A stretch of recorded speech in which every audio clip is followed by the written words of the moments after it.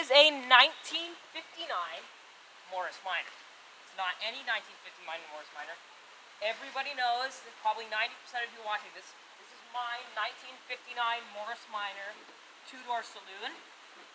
I bought this car a month and a half ago as a project car, and it's about done now, so I thought I'd review it, show you all the quirks and features of the Morris Minor project car that I had, and I'll take you for a drive, which I already did earlier today, but I'll do it again. I don't care. So the real question is, how much was the car? The car was $500, which is really cheap for one of these. In the condition it's in now, I'm sure I could get easily $4 grand for it, but I am not a flipper, so I'm not going to sell it. But the real question is, how much did the restoration cost? Honestly, $4. I painted the interior. That was the $4 restoration. I made a lot of the parts myself. But that was the $4. This is a $4 restoration. Restoration under $5. And it was just a, it wasn't even crucial to the car. I just bought a can of spray paint so I could paint the interior red so it matched the driver's seat. So that's pretty cool. Okay, now we're going to do the door test. Driver's door. It didn't open that well when I got it. Very easily now. Perfect. This car is perfect. I'm so glad that I bought this car. Passenger door now. Again, should be perfect. And it is. But the thing with the passenger door, it's weird, because you close it, and it looks like it's not closed, but it is closed. It's just not fitted correctly, which is really odd for one of these cars. Now, for some reason, mine has this weird stuff on the door, but it's got the classic door rust from sitting outside for 10 years. Most of the interior was missing. In case you were wondering where the back window is, it's right there. It's got the 4-speed manual. So this car's pretty nice.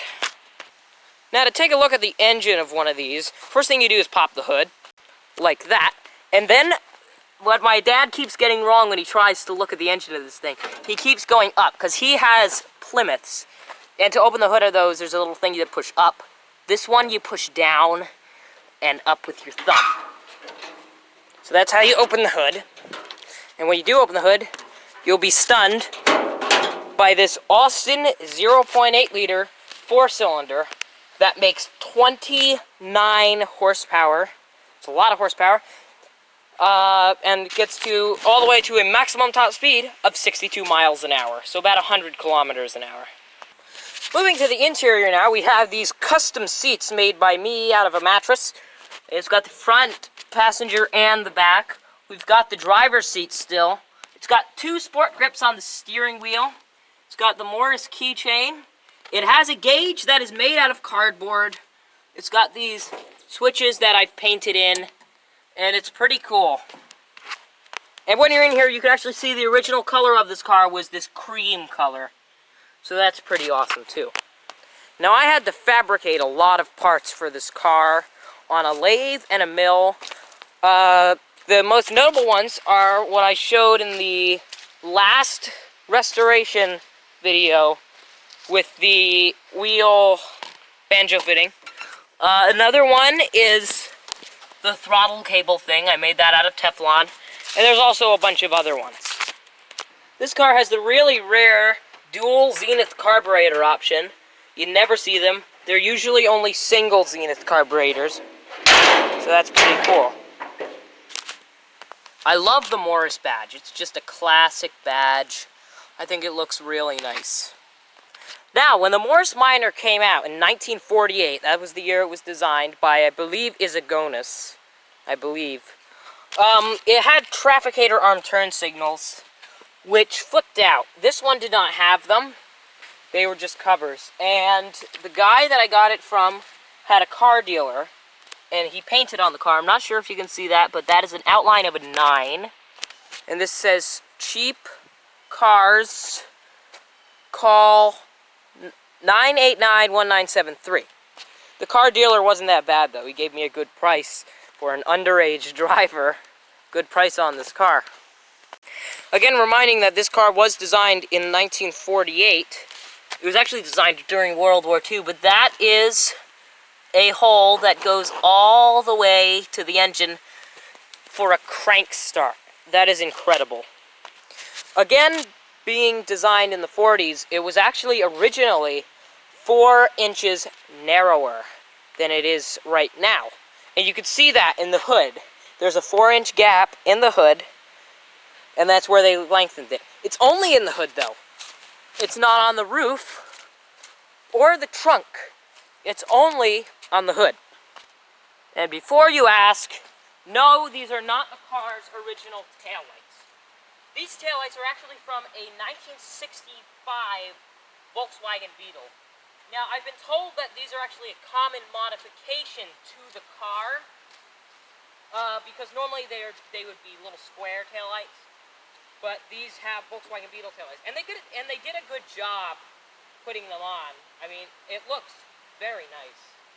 But I would much prefer the original Morris Minor taillights, though, because they're original. Why wouldn't you? Okay, now this being a car, it has a horn. But the weird thing is with the horn, normally in a Morris Minor, it would be in the middle of the steering wheel. But I can press the middle of the steering wheel and there's no horn. It's actually on the turn signal. And when you press it, the horn is actually incredibly loud on this car. But it's on the turn signal, which is not normal for a Morris Minor. It's normal for like an MGB or British cars like that. But it's not normal on the Morris Minor. It's really weird. I think somebody may have modified that. Okay, so this car is a car. Obviously, this car is a car. But this is not just a car. This is a pre-1962 Morris Minor, which means you can try to use the key to start it, but that won't work, especially since I didn't hook it up. But you could try. It doesn't work like that. This is a pre-62, which means it has the pull-out starter, the pull start, as it's called. And as you can see, it has the pull start, which is pretty cool.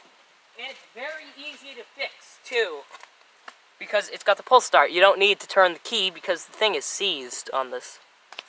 Now, as all of you watching this video probably know, I bought this car as a project car, and I documented it on YouTube and VinWiki. I documented it. The restoration of this car, the mechanical restoration at least, of this car.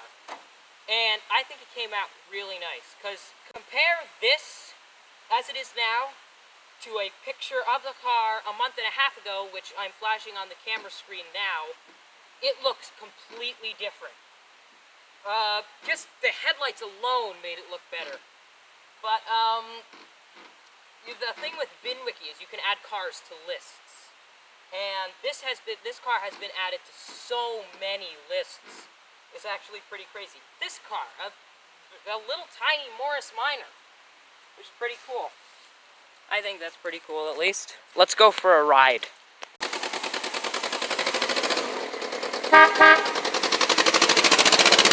Driving the Morris Minor. I love driving this car.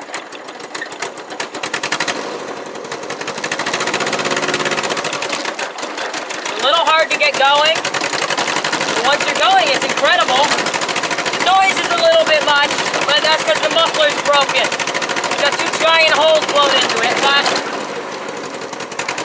I gotta say, it's cool. Sorry about the goose, that thing was yelling already. I did not run it over. So this thing rides incredibly. It's got torsion bars in the front, which is incredible. The handling, let me go around a corner here, it's slow. The handling is slow, the car is slow, but it's cool. Car. Let me use the brakes. Dab of brakes. There we go. I accidentally did that. I forgot it was running. Thanks for watching.